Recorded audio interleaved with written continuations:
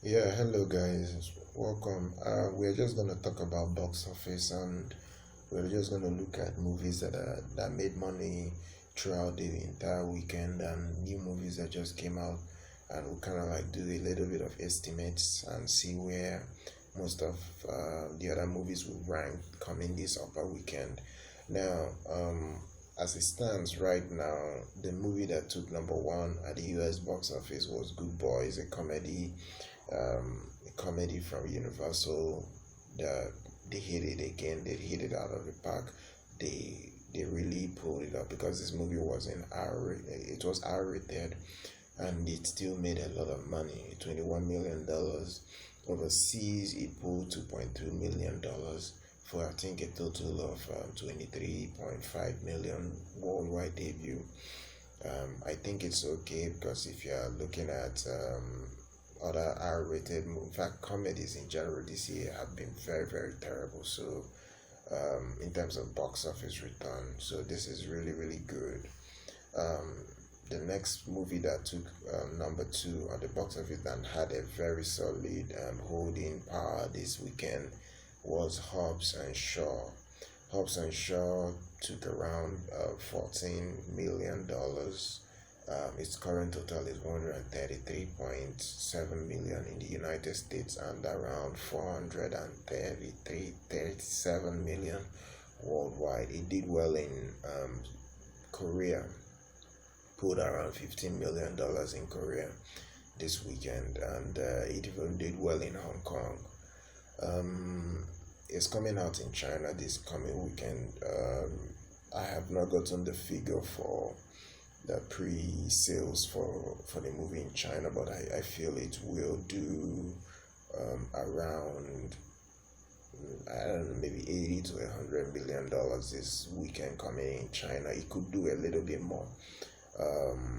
Maybe if it really is loved in China, it may get to 150 million this coming weekend in China alone.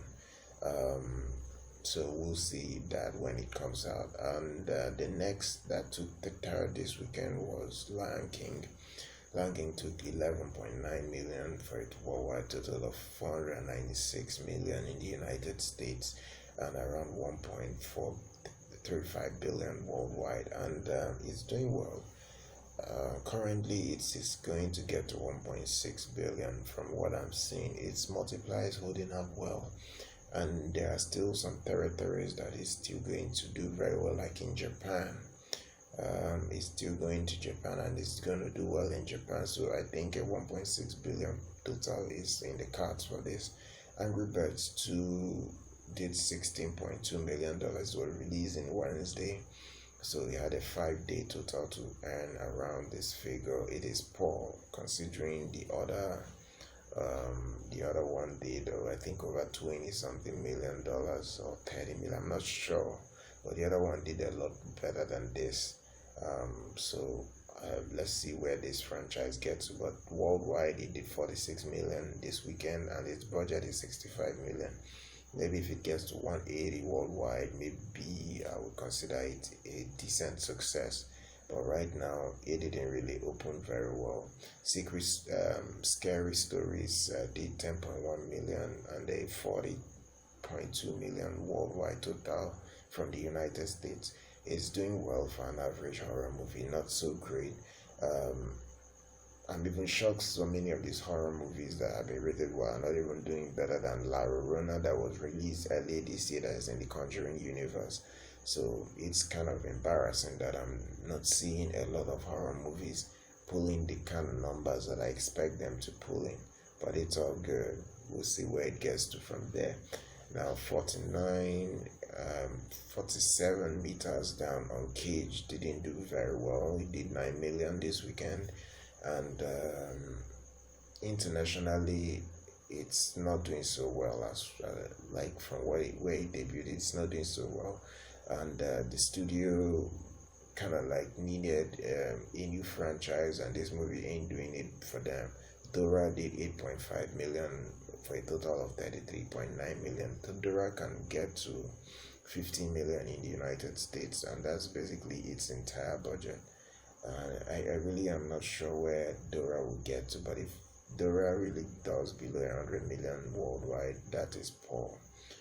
And Once Upon a Time debuted internationally, and it's not doing so well. I feel a lot of people saying it's doing well, but I feel this movie, considering the star cast, I feel it should be doing a lot more better than it's doing. It did 53 million internationally this weekend. So it's worldwide total right now, it's 180 million. Now, the movie needs $400 million to break even, and I feel it can get to 400 million, but let's see where it gets to, because there are so many countries that it hasn't really come out in. So we'll see where it gets to at the tail end of the day. Other smaller movies that still made money this weekend are Blinded by the Light, $4.5 million. Art of Racing did 4.4 million.